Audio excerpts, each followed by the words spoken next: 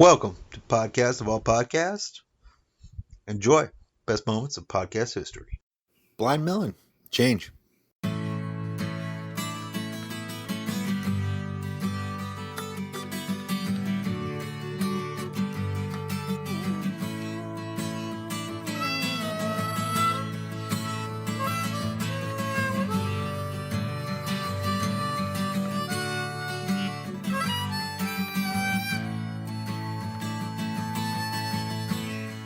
Don't feel the sun's coming out today. Staying in, it's gonna find another way. Yeah. As I sit here in this misery, I don't think I'll ever know, Lord, see the sun from here. And oh, as I fade away, they'll all look at me and say, and they'll say, hey, look at him, I'll never live that way. And that's okay, they're just afraid to change.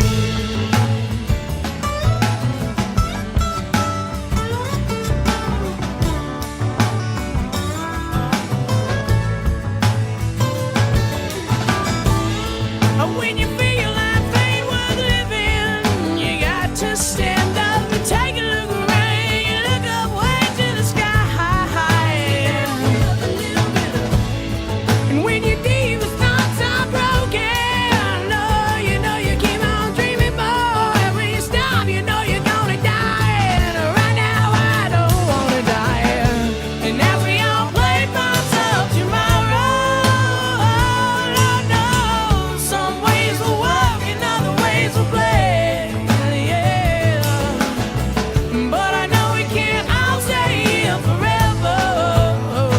So I wanna write my words on the best of today before they paint it.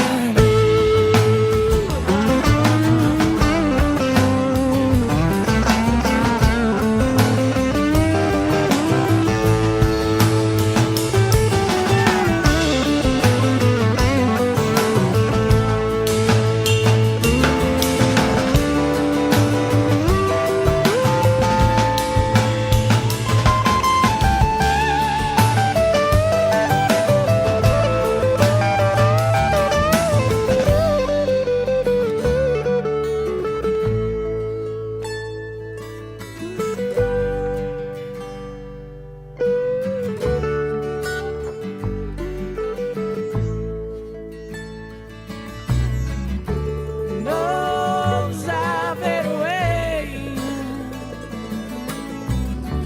They'll all look at me and say, they'll say, hey, look at him, where he is these days. Life is hard, you have to change.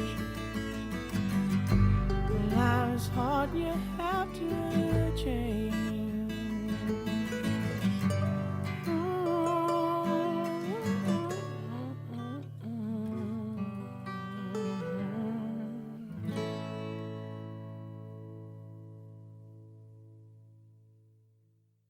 Mark Maron with John Oliver.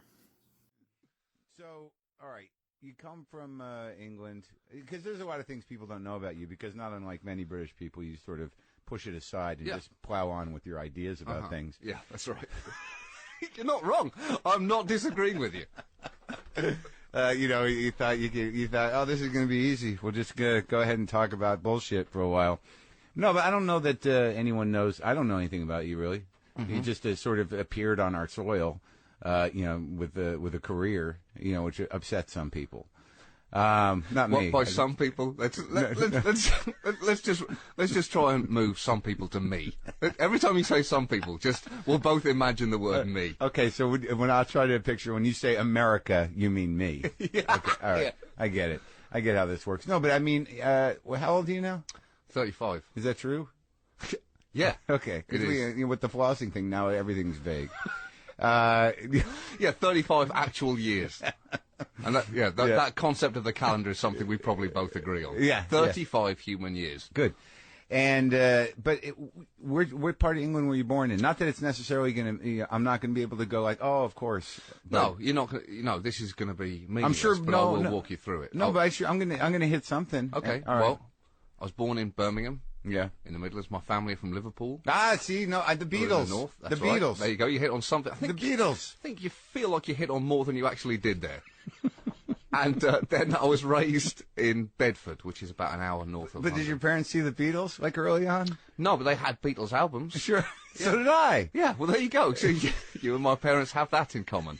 I will say that you, my parents, and literally millions upon millions of people have that in common. But they were close to the source. They were right close to the source, They were yeah. at the well. Yeah.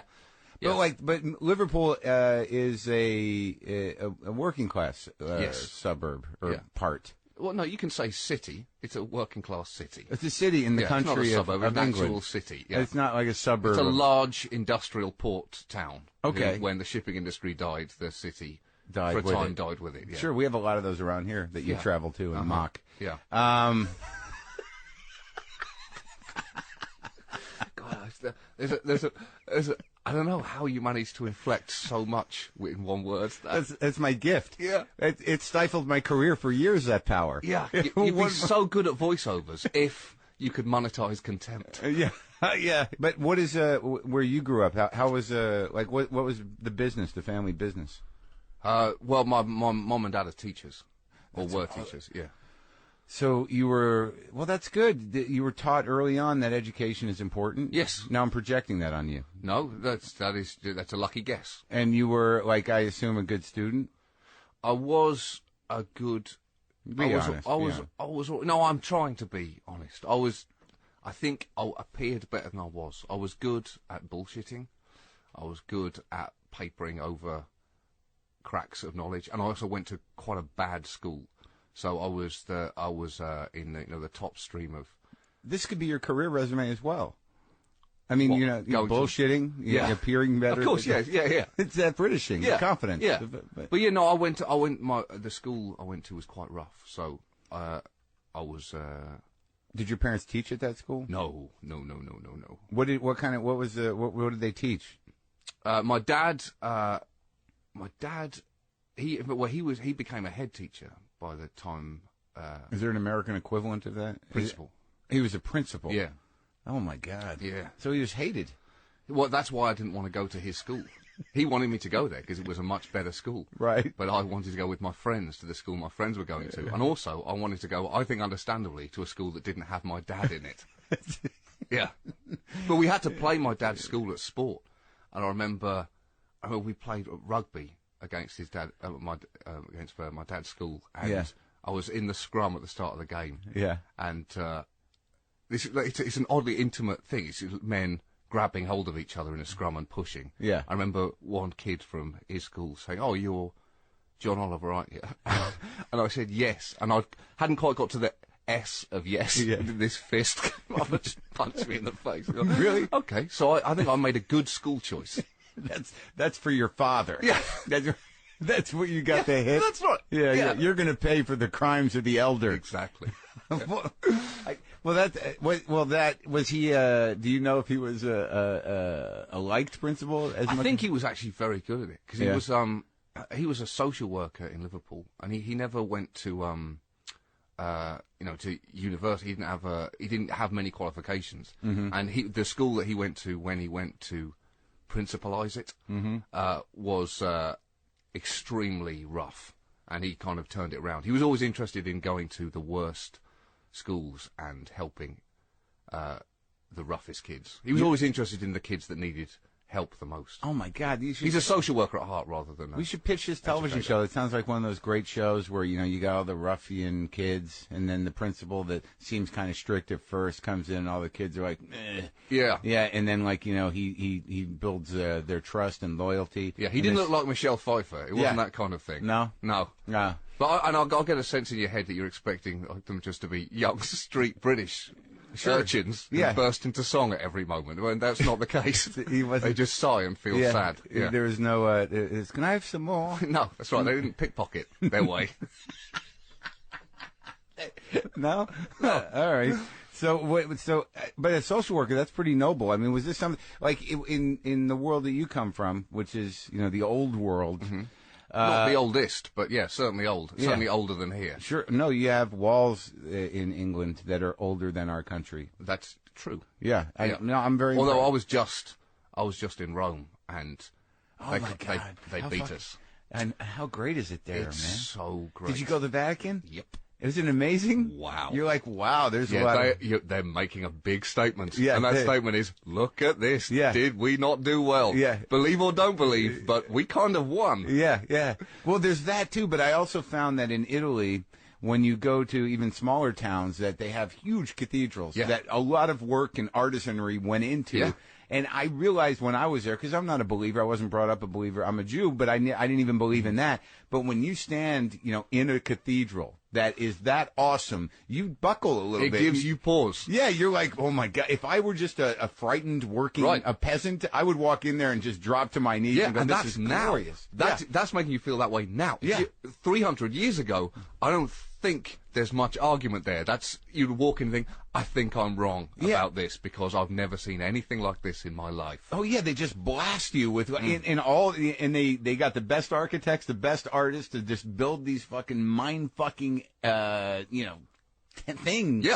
Yeah. To make you doubt your skepticism in an almighty. That's right. Who else could do this? Because it barely seems fathomable that mankind could do it. But I've flipped around because I used to. I remember a while back going to Milan Cathedral and having that feeling because it was at a weird time. No, there was incense in the air and there were literally monks doing some plainsong in there, and that was where it hit me. You think, uh-oh. Yeah, I think I've got some thinking to do. Then you get outside and you kind of shake it off. Yeah, I think I'm okay. Yeah. Now I think having gone through that when I was at the Vatican, it is more like an absolutely overwhelming sensation of what mankind is actually capable of. It actually became less religious and more wow. Yeah.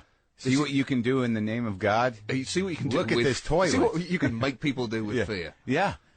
But I found that when I was at the Vatican, because I traveled around Italy, that like the Vatican in terms of the cathedral there, I was like, it's all right. Yeah, it's definitely not the best. It's not the best. There was in my recollection, there's more gold around. Like it's a little more streamlined. Like it doesn't have the same ancient feeling. They keep it up a little better somehow. Although the little 4-pronged pulpit, I believe that's not the technical Catholic. That is pretty amazing. The four-pronged pulpit. Yeah, where the Pope stands with that twisting black with columns. Yeah. That's there was some rough. Heavy mind-fucking going on and it's only built on the top of St. Peter's tomb. That's all. Sure. Yeah. That's all. Yeah. In case you're wondering, that guy underneath, probably St. Peter. But still, doubt away. Even if your brain tends towards skepticism, there's such an ancient ritual, series of rituals in place where you're like, whether this stuff, actually does anything or not, it does. Yeah. It does. Like it's almost cult-like. Yeah. I mean, is there any argument to be made that the original crew around Jesus was a cult, and then this is all built on a series of strange, layered historical rituals? Yeah. That over time have.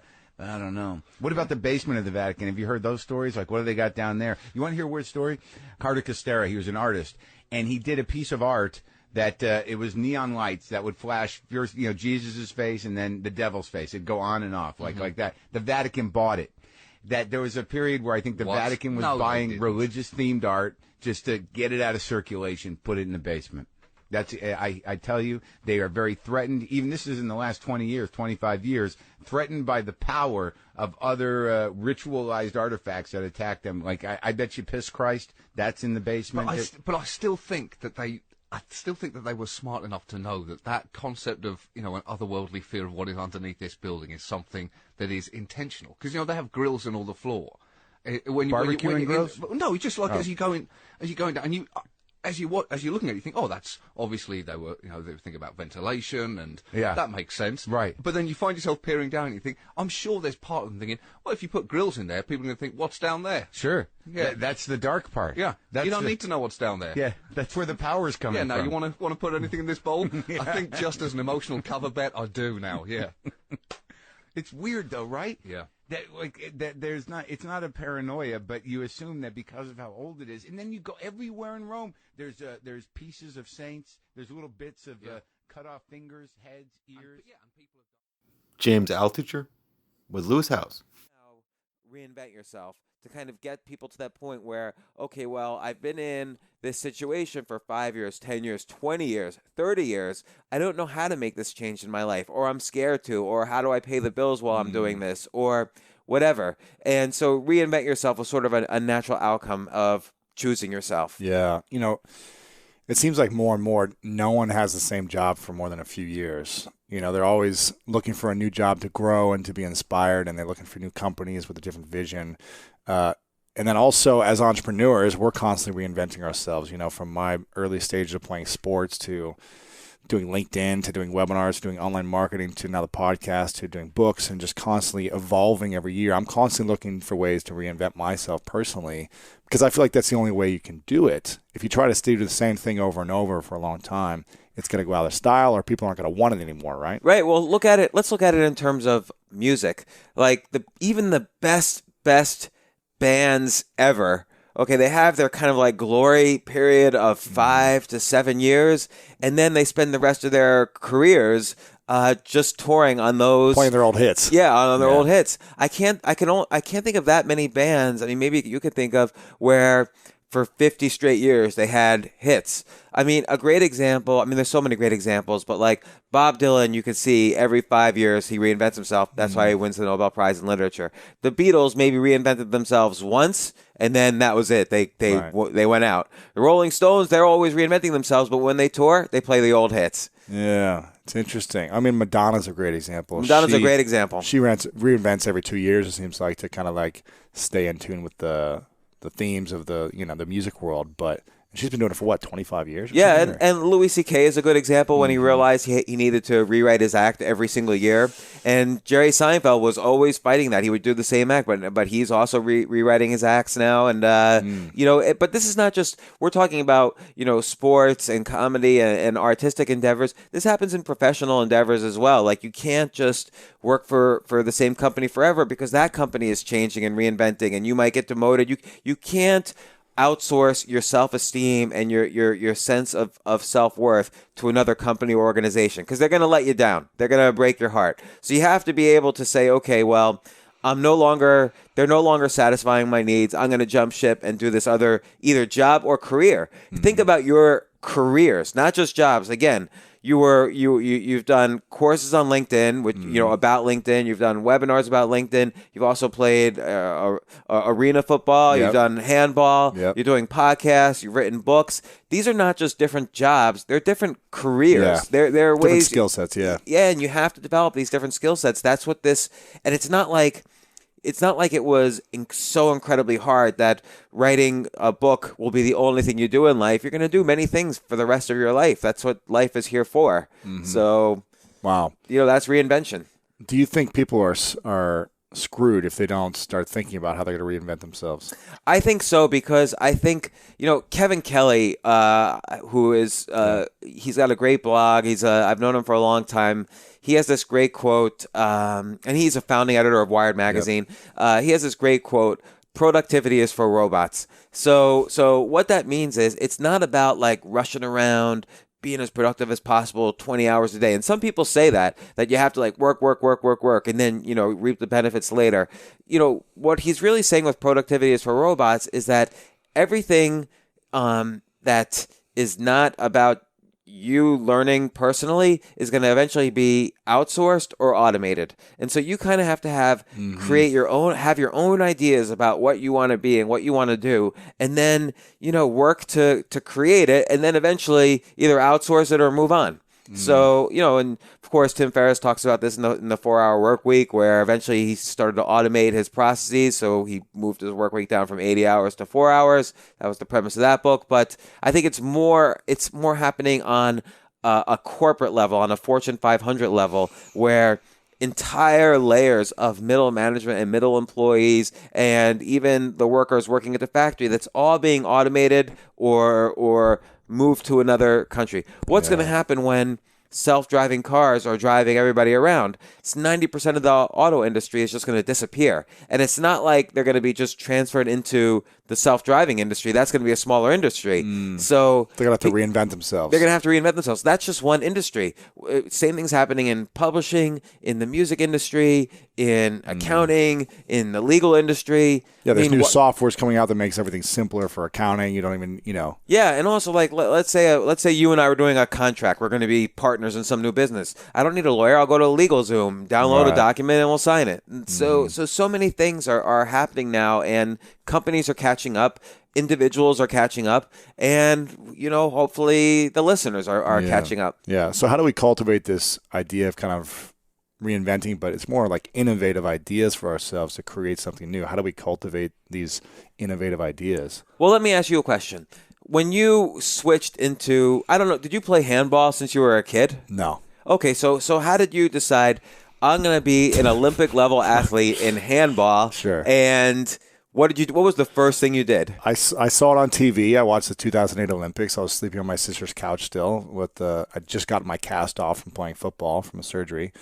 And I watched the Olympics, and instantly I just had a new idea. I said, that's something I want to do. I just I'm going to play on the USA. So something stirred inside you. You felt it. It's like a dream. A new dream was created. And that happens to people. I don't want to say every day, but like once a year, a couple times a year, once a month, that you feel that, and you don't always pursue everything, right? I'm sure there's many things you would like to do that you don't pursue. Yeah, don't have the bandwidth for, it's not the right timing or whatever, yeah. But you already had training as an athlete, so you knew, okay, this is another sport. This is something where it's like almost like a backdoor into the Olympics because, or into the U.S. team, because who else would think to do this? No one else is playing, right? Yeah. So it seems like an old man's sport. I could probably squeeze in here and get good enough. Okay, so what did you do next?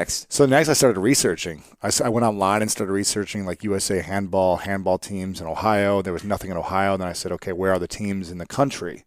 And then I started looking at like what are the best teams? Because if I'm going to learn this quickly, I need to learn from the best.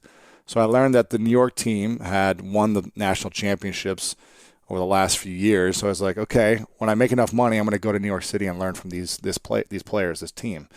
And for about the next year, I was like, well, how am I going to do that? Because I have no money. I'm broke on my sister's couch.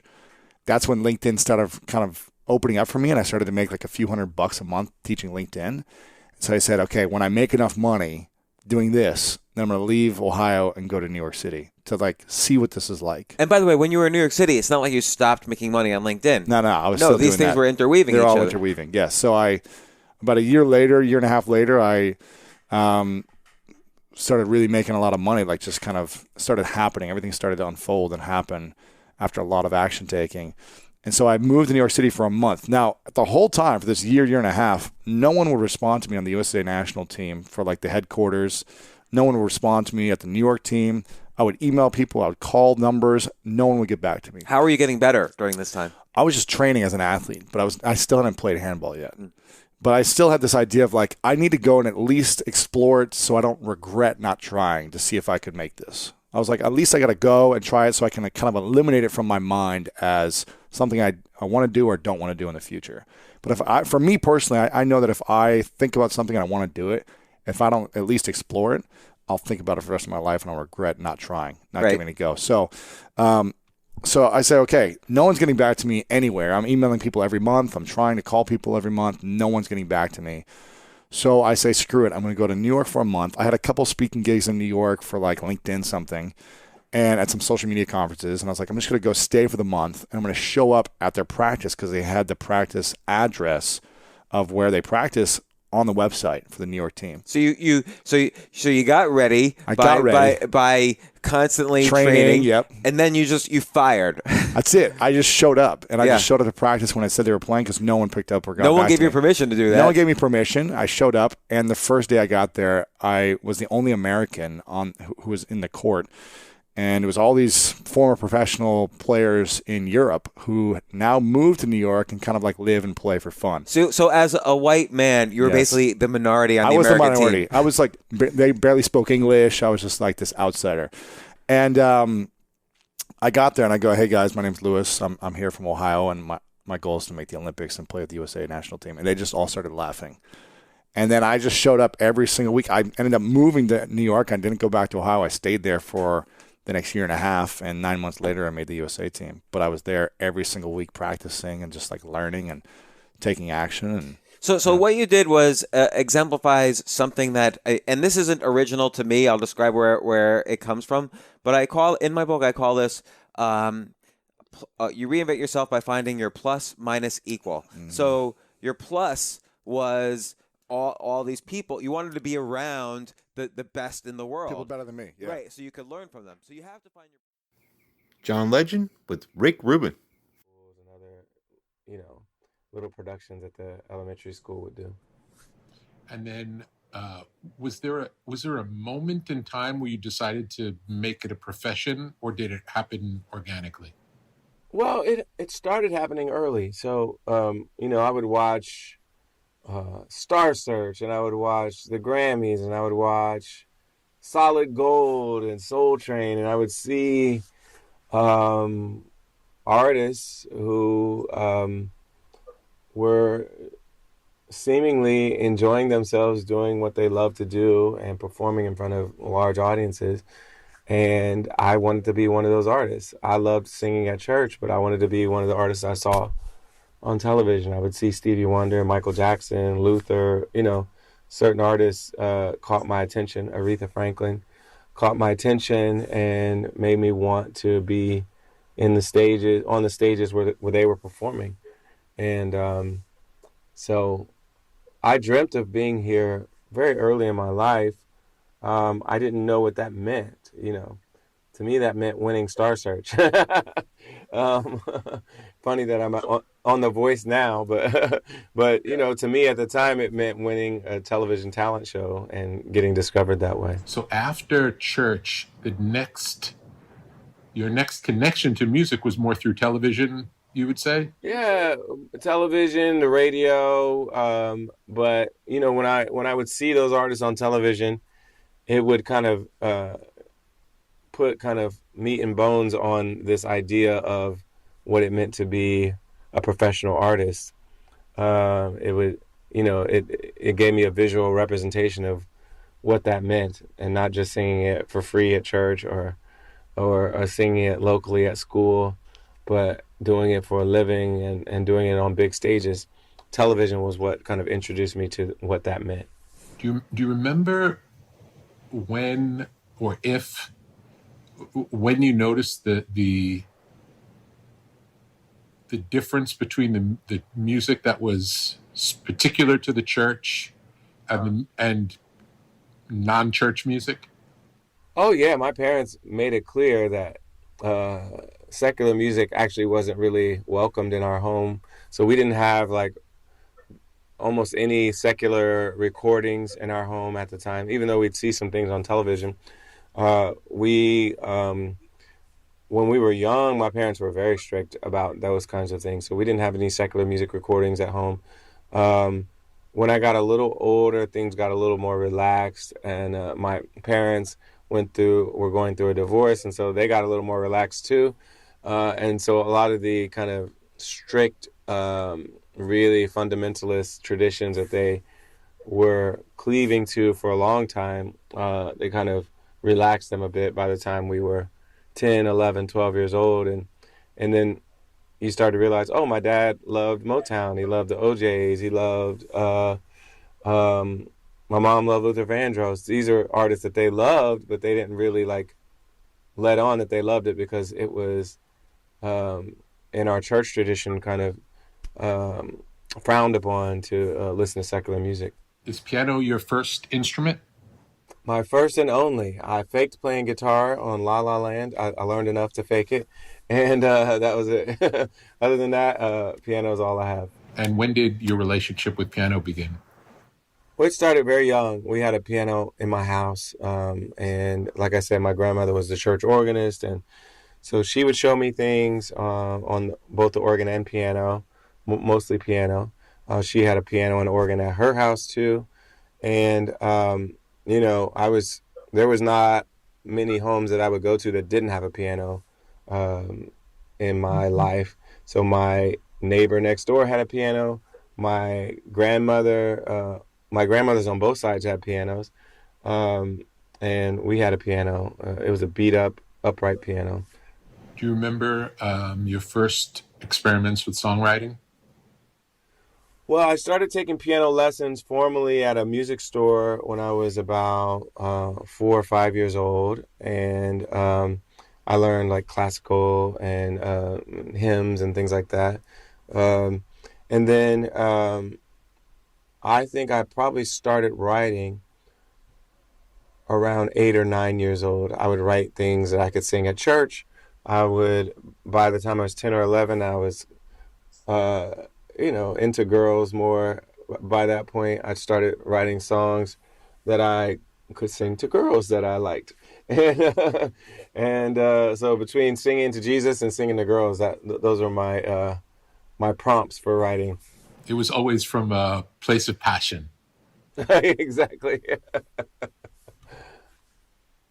Do you remember the first music that really spoke to you outside of church music, where you feel like was foundational for you, that you would say was your music? I loved, well, there was music that my parents played that I loved. So at a certain point, once they kind of relaxed the restrictions on secular music, my mom would play. She would play like kind of modern R&B, like Whitney and Luther and Anita Baker, and my dad was more into, like I said, Motown and the OJs and stuff like that. And so my upbringing as a younger child was a combination of gospel music and current R&B, and then classic, soul. And then once I started developing a consciousness of my own and actively buying my own records, I was really into New Jack Swing. I was in middle school around the time like Belle Biv DeVoe was out. I was in high school when Boyz II Men was big, and Jodeci and R. Kelly, and a lot of those artists that were kind of fusing hip hop and R&B in what were at the time interesting new ways. Mary J came out when I was in high school, and I loved some of the Motown stuff like Stevie and Marvin, but the stuff that we talked about at school that me and my friends were into and excited about in high school was the new stuff that was out. And a lot of that for us was that New Jack Swing sound. Mm-hmm. What was going on in hip hop at that time? In hip hop, I wasn't that into hip hop until I went to college. I didn't really get into hip hop in the early 90s. I started to get into it much more in the mid to late 90s. But, I think Biggie came out in like the early 90s. Snoop came out. A lot of the like the NWA type artists, Public Enemy. These are things my friends were listening to, but I wasn't that into hip hop until I got a little bit older. Where do you go to school? I went to college at UPenn in Philadelphia. And so I get to Philly, and this was a formative time in my life too. I get to Philly right when the Roots are really kind of running the scene there musically, but they're also working with artists like D'Angelo, Common, Erykah Badu. All these artists are not from Philly, but they would come to Philly to work with the Roots and James Poyser and these other cats that were producing and recording there. Jill Scott was coming from Philly, Jaguar, Bilal, Music Soul Child. All this stuff was happening while I was in college. And so in college, I was playing at a church every Sunday to help pay my bills. And then during the week, I was singing in an a cappella group on campus, but I was also going to different open mics and things like that. They had a thing called Black Lily. I don't know if you remember that, but this was like an open mic that the Roots and the Jazzy Fat Nasties would host. And you'd see Jill Scott there, you see Bilal there, you see Jaguar there, you see all these different artists. Mm-hmm. They started doing it at Wilhelmina's, and then they moved it to the 5 Spot. And you would see all of this music being made, and it was amazing, and it was exciting to be a witness to it. I didn't have any Philly roots at the time. I was just going to school there, so I wasn't that connected to the local artist scene at that time. But I just started to go to these events and observe and be inspired by what they did. And then I think between that and meeting Lauryn Hill in '98 through one of the singers that was singing in the choir at the church that I was playing for, all of those things kind of served as inspirations for me to really pursue being a solo artist and writing my own music and really making an earnest effort to be seen and heard by record labels, management, and then eventually the world. All that started to happen while I was in college, while I was in Philly, while I was seeing all these other incredible artists doing their thing. It made me want to do it. And so at that time, would you have been, when you started pursuing it in that way, did you make demos or did you go out and play live? So I started Adam Ray and Brad Williams with the great Andrew Santino. It makes it so much better too. Yeah. The atmosphere is fucking incredible. Yeah. We don't have any sports like that where there's chants the whole time. Oh, right. And it's like It's you're in unison with like 150,000 people. It's the craziest Going ape feeling. shit the whole time, not on their phones. The whole time. Ape shit the whole time. Right. Some people are so dedicated to it, like they would leave their wives and kids to like follow these people on tour. That's how much they love footy. They love it, dude. I went to the World Baseball Classic Championship. I was there the same game. Yeah. Japan versus Korea. The best. I felt like I was transformed. Ported. Yeah. No, I was transformed personally and emotionally into a bigger baseball fan. Yes. Because I'm watching Ichiro was about 6 years into being a Mariner, so still very dominant. Yeah. But He same was thing. so good. Chants nonstop. My buddies and I were like, and every pitch mattered. It was the championship of the World Baseball Classic, so you Still. can't get more important than that. Right. But every moment, and then we are hearing from other people who are like, "Oh yeah, this is every game for Japan and Korea. Like it's this bonkers. So cool. Like there was these chants that were just like, not paper, and all these horns, and they were shaking these weird fucking bat umbrellas. Yeah, the little thunder sticks, The where, thunder where you're sticks. clapping They started together. that. Yeah. That came here, and we were all like the towels and the thunder sticks. Dude, they've been doing that stuff over there for so long. We're way behind. Someone told me today. This is how behind we are. Someone told me today that they are going to be doing stand-up tours of the dead. They're doing hologram stand-up tours. What? Andy Kaufman was one of the ones on the list to be doing hologram stand-up tours.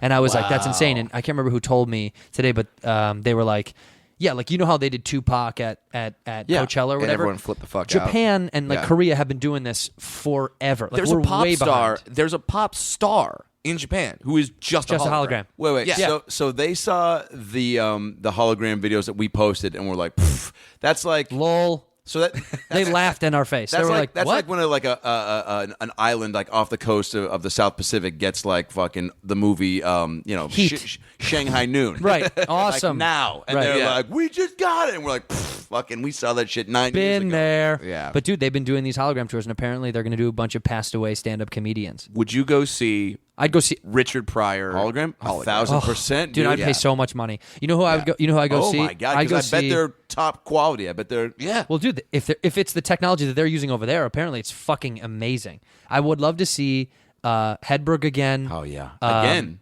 I saw him before he died. Where? Chicago? I saw him at the Tempe Improv almost a month before he died. Like it was right around the corner. Was he not? It was good? terrible, dude. It was awful to watch. Like a stand-up hero of mine. I it was depressing. I was like seeing a girl that worked at the Tempe Improv because I was going to school at Arizona State, Yep. and so I would just sneak in the back. She would like let me just sit and watch comics all the That's time. incredible. Yeah. Was and- that a? That could have crushed your comedy passion. No, dude, because at that time the rumors had kind of gotten around because I had paid attention to the comedy community, although not being a part of it. Yeah. Right. But I had known that he was having a lot of trouble, like with drugs and stuff like So that. you didn't let that phase your opinion. No, like whatever. I still was a massive fan, but like watching him was so sad. I paid a bunch of money for his tickets. A lot of people I stole tickets because I was like, I want to be a comedian. I just want to go learn. Yeah. But then for him, you're like, For him, I I want to paid. support. Yeah, I paid a bunch of money. I bought like the premium tickets because I was so amped to go watch. So you'd want to see him in his glory days, hologram And it was wise. dude. Because Who watching else? him at the end was bad. Sam Kinison. Yeah, Kinison would be fun. I would actually love to see Andy Kaufman do Tony Clifton instead of Bob Zamuda. I would have loved to see that, the original intonation of it. Yeah. Even though Zamuda does a great job of it, Yep. I would love to see Andy do it. I want to see him do that. I'd want to see, Pryor. Shit, I want to see Robin Williams again. That'd be fucking God, great. yeah. I mean, unbelievable. Now I'd want to see like Brad when he was like really good. You know, like his first 2 years, like first 2 years of his. Well, they're not doing people that are still alive, dude. Yeah, they're not with that attitude. Well, you're right, and you know what? We can always take care of that tonight. Wait, what? Hey, today on Rolling the Grave, we kill a midget. Live on air. We want to know what happens when you kill a midget. Does hot cocoa come out of their veins? That pool is 10 feet deep, and they said I can't have pool toys in the pool. They said nothing about dead dwarves. Adam, I noticed you left one of your dead dwarves in the pool yesterday. I'll get it out, Marie. Just relax. Get it out. Calm down. He's still in there, floating around. Also, he's got a big dick, I noticed. Why did you get him naked? Still rock hard, even though he's passed away. I noticed it because I saw his penis from dwarfdick.com. I saw that. My husband's got the app. So many free ads. My husband's got the app. It's always the dudes. The dudes got, and guess what? The guys, you would see a commercial in any given game. You would see FanDuel, Budweiser, and Dwarf Dick in the same. That's the exact same ad campaign. Right. Yeah. By the way, FanDuel would probably buy dwarfdick.com. Such good rights. Sure. I mean, Great absolutely. licensing deal, man. Do you like sports betting and dwarf penises? Get the combo. They are kind of the same. You just love to have fun. Yeah. Listen, you're not a serious gambler or a serious porn watcher. You just want to dabble. And then at the end of it, it's just four dudes on a couch, and it's like, we're dudes, and we like stupid shit. Here would be a good game. You have a camera set on four guys, and you watch their reactions, and you have to guess: are they watching sports or midget porn? Oh, that's so good. You would never know. That's the FanDuel ad. Yeah. What are these guys watching? And it's just their faces, and we're the screen. Right. You would never know the difference. Yeah, It'd be the it's same. like, You'd be the same phrasing too. How did he do that? Oh, you never see that. You never see that. Dude, they're putting Rewind it. Rewind it. Dude, they're putting in Marshall. That would be a good game. Dude, we're pumping out so much great stuff on this pitching podcast. that show to the Game Show Network today. It's going to follow Ben Glebe on Idiot Test. It's going to be awesome. Coming up next after Idiot Test, please stick around. One of my good buddies, Brad Williams, is going to be showing his penis. Everybody knows it's massive. I'm Ben Glebe for Idiot Test. Check it out. That is a perfect Ben Glebe. Oh, dude, he makes me laugh every time I see him because I'm flipping through. Our buddy Ben Glebe is on a show called Idiot Test on GSN. Yeah. Every time I pass a commercial for it, I have to say whatever he says back to him on TV. Like I just in my place alone.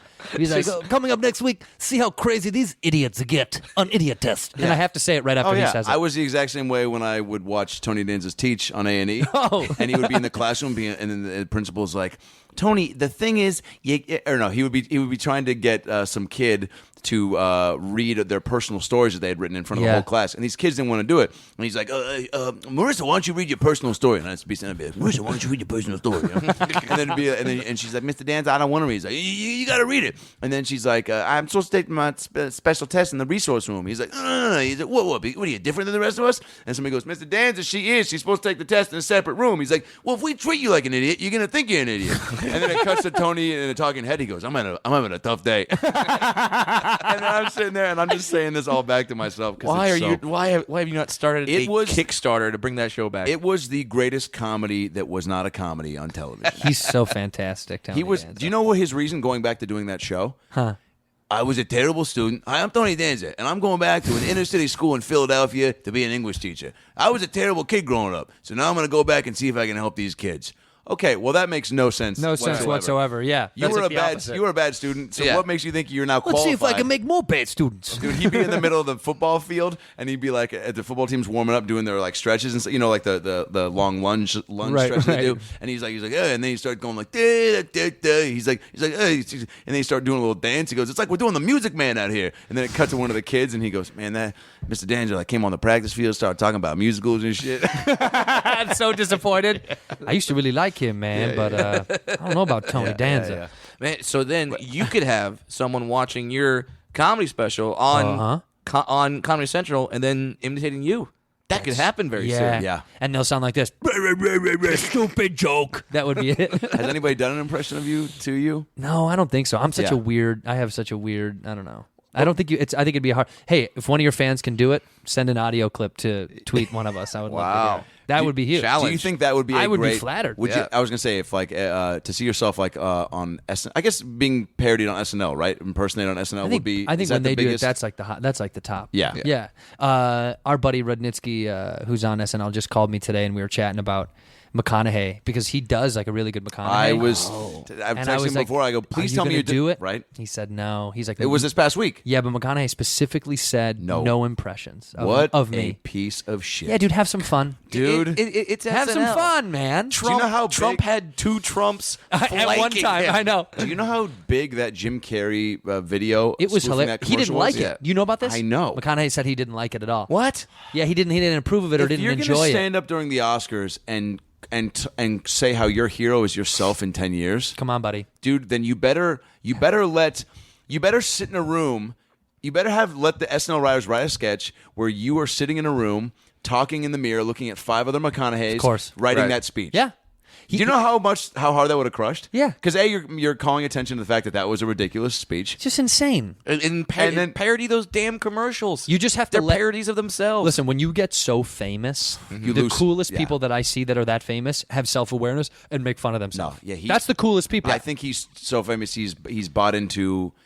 I mean, maybe I'm sure he's a nice guy, but like, I mean, he said, he started the episode by telling a story. His monologue, it was just telling the story of how he got all right. Yeah. And it was like, okay, like fucking guess. post that on Facebook. Yeah. Matthew McConaughey is feeling nostalgic, and then fucking post Right. that story. But it was like not funny, and it was just like, and people were going, and then he was like, and that's where I can't, and then he started by being like saying something, then he goes like, okay.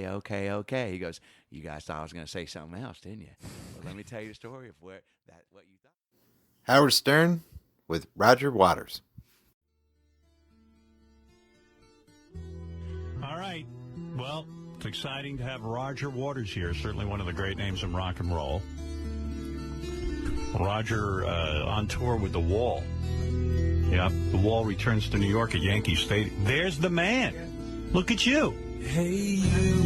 Not easy getting up this early. Cold, getting lonely, getting I appreciate you doing that. I'm playing. Yeah, go ahead. Hey, you. I'm just digging some of your music, man. I'm just listening. Checking it out.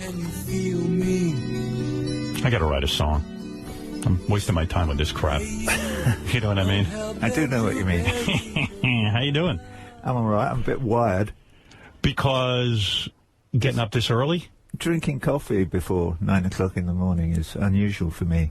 Hey, did you ever become an American citizen, or are you still British? No, I did not become an American citizen. Why? I am still British. But you live mostly in America, right? Yeah, I'm resident here. I live here on an O1 visa, which means I can work. Did you ever try to become an American citizen? Did you? No. Ever? Why? It's never crossed my mind. You don't live in fear that you'd have to go back to living in England and stuff? You know what I mean? Like they'd kick you out of the country? It's horrible there? I don't know, but Roger's such an American. I mean, he's always in America. He lives near me. No, Roger is not such an American. I like to look upon myself as a citizen of the world, Howard. Speaking of citizen of the world, is it true when you were like 18 years old, you hitchhiked from Beirut back to London or something? I did. That's wild. How did you end up in Beirut?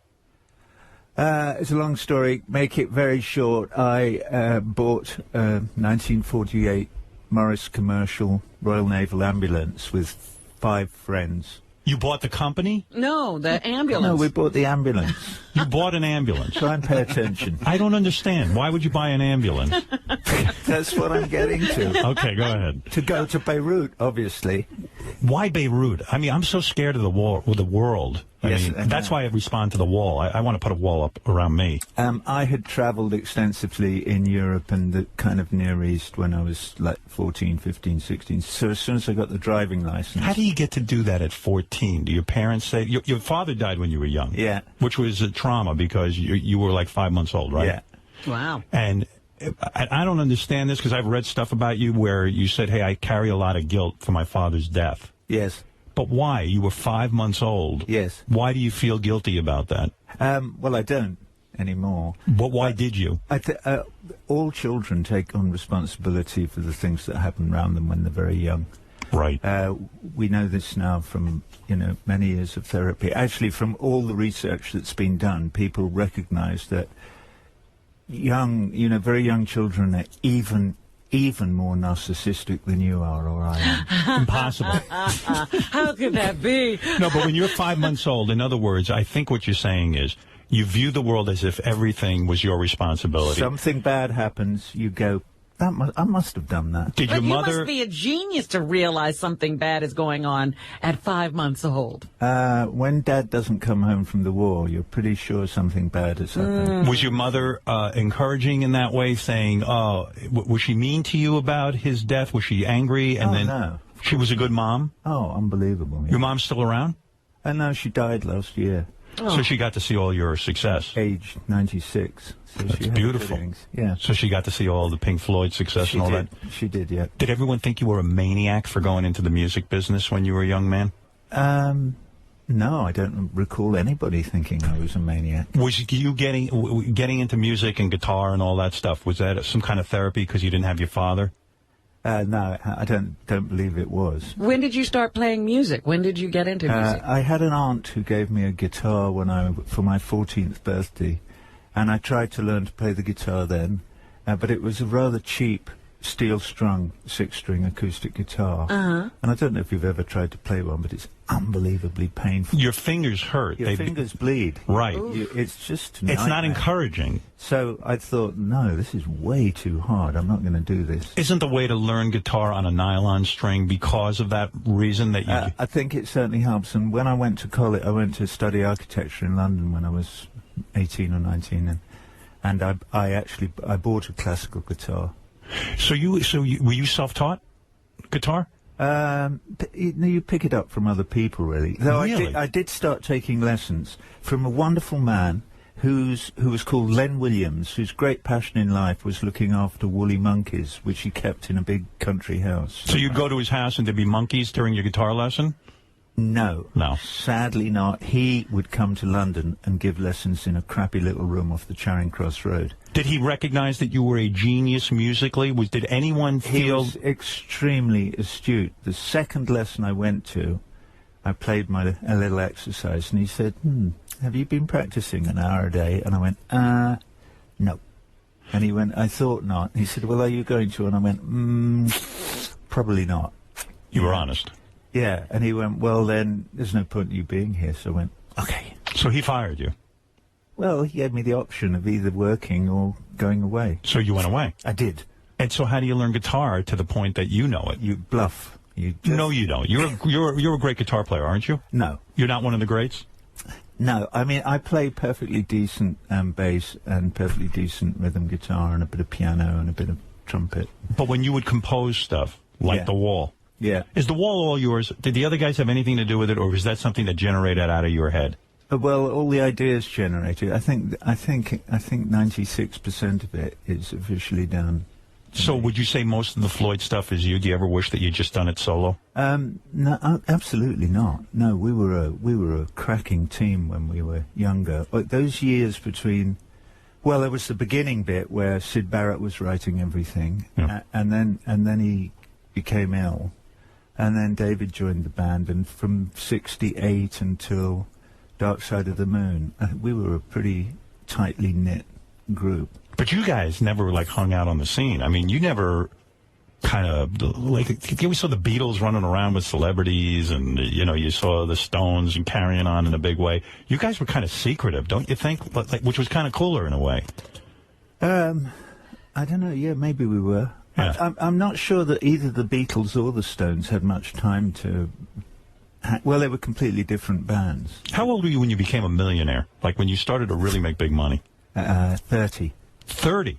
Yeah. That's fairly late in life for a rock musician, right? Is it? I think so. Right. Yeah. 1973 was Dark Side of the Moon, which was the first time we made any cash. And is that where all the weirdness begins between a band, when you have to start like dividing up the cash and everybody gets a little bit greedy and everyone's like, hey, man, you don't deserve a writing credit on this? Is that what destroys a band? I don't think that happened on Dark Side of the Moon. We were reasonably generous with one another at that time. But I think once you've achieved that measure of success, you've really done what it was that you set out to do together. And from then on, my theory is, anyway, in our band, that from then on, it was really about clinging to the trademark in a kind of frightened way, not wanting to lose the umbrella that the words Pink and Floyd together. But it's the bravest thing you ever did in your life, is like getting out of that band and just going off on your own when you think about it. Because, I mean, you could have stayed in the security of that band if you, like, put up with their bullshit. Yeah, I could have done that. You could have done that. But it was, no, I had to leave. You said I think the low point in your life was after you left Pink Floyd, and those guys are going out selling arenas, and you show up, and suddenly you're playing to like 1,500 people, and you're like, well, wait a second. I wrote these songs. These are my songs. This is my band, and those guys are out making a fortune, and I can't even find 1,500 people to play to, right? You're determined to dredge. Which is your responsibility as a journalist, you know. Hey, I'm a fan of yours. Fuck those other guys. Who cares? Screw them. You got to choose sides in life. Let's say this. You know, when I was in Cincinnati or wherever, playing to those 1,500 people, right? And they were playing the next day, not in an arena, in the football stadium, right? 70,000 people. It was character forming. Sure, it is. Were they wrong to play those songs without you?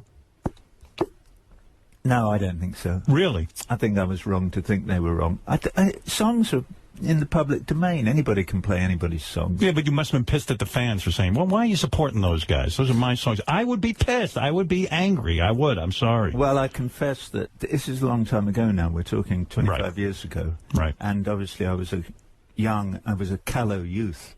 And I was quite angry, Howard. You're an angry guy, right? I relate to you. I think we're both very angry. You're a very angry man, right? I mean, it's tough for you to have interpersonal relationships. True? Is it really? What, for Roger? Yeah, I don't know. I only know him through you telling me this stuff. 3 marriages. Thank you, folks, for listening. Tune in next week for more podcasts of all podcasts.